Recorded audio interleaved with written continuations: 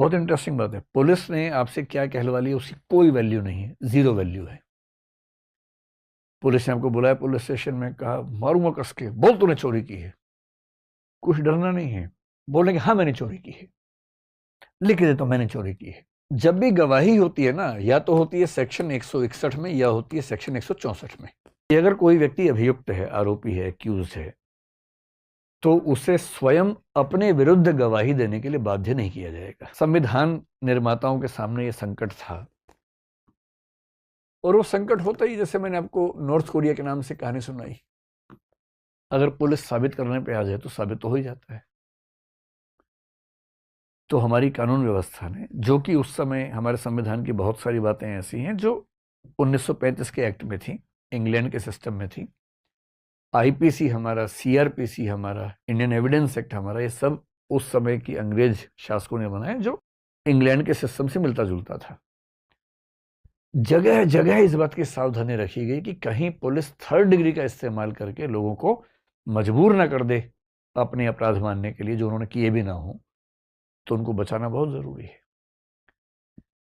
तो हमारे संविधान में, संविधान क्या है? संविधान का मतलब है सबसे महत्वपूर्ण और सबसे बुनियादी कानून जिस पर देश चलता है।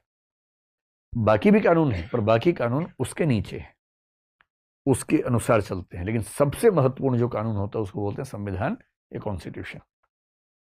हमारे कॉन्स्टिट्यूशन में एक आर्टिकल है 20, और उसका जो तीसरा भाग है 20, क्लॉज 3 जिसको बोलते हैं, उसमें एक वाक्य लिखा हुआ है जिसका हिंदी सरल भाषा भाव भी है कि अगर कोई व्यक्ति अभियुक्त है, आरोपी है, एक्यूज है, तो उसे स्वयं अपने विरुद्ध गवाही देने के लिए बाध्य नहीं किया जाएगा।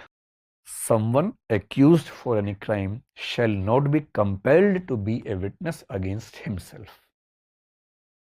आप पर कोई आरोप लगा दिया किसी ने, आरोप तो कोई भी लगा सकता है, किस पे नहीं लगते आरोप। अब पुलिस ने कहा भाई तेरे ऊपर आरोप है चोरी का, इधर आ, तूने की है? आपने कहा नहीं। अच्छा, साइड वाले कमरे में चल। और वहां लाठी भाला तोप लेके आ गए, मार मार के अंत में आदमी को लगता है यार चोरी मान लेता हूँ, ठीक है, ये तो जान से मार देगा। हमने कहा हाँ मैंने चोरी की, मैंने चोरी की। बोले भाई हम तो पहले कह रहे थे, चल लिख के दे मैंने चोरी की। मैंने कहा मैंने चोरी की है। अदालत में देखा है, हाँ जी इसने चोरी की है, वो लिख के दे रहा है, बोल भी रहा है, रिकॉर्डिंग में है इसकी पूरे से। जज ने कहा अच्छा तुमने चोरी की है? आप कह रहे हैं हाँ जी मैंने चोरी की है, तो जाओ फिर 1 साल के लिए जेल में। हो गया फैसला, केस बंद, पुलिस इफेक्टिव है, जबरदस्त तरीके से काम चल रहा है। पर ऐसी व्यवस्था तो हम में से कोई नहीं चाहता। तो संविधान ने लिख दिया भाई कि अगर कोई व्यक्ति अभियुक्त है तो उसको अपने विरुद्ध गवाही देने के लिए बाध्य नहीं कर सकते। आप कहेंगे बताओ तुमने किया है? नहीं, वो कहेगा नहीं पता, नहीं बोलूंगा, मैं अपने खिलाफ नहीं बोलूंगा किसी भी हाल में, मेरा कॉन्स्टिट्यूशनल फंडामेंटल राइट है, नहीं बोलूंगा। और ये राइट दुनिया के हर सभ्य देश में, केवल हमारे देश में नहीं, हर सभ्य देश में। फिर इस बात को और स्पष्ट करने के लिए एक कानून होता है सीआरपीसी, पता नहीं इसका नाम आप जानते हैं, क्रिमिनल प्रोसीजर कोड। एक है IPC, Indian penal code. IPC में लिखा है कौन सा काम अपराध है, कितनी सजा होगी, सब्सटेंटिव लॉ बोलते हैं।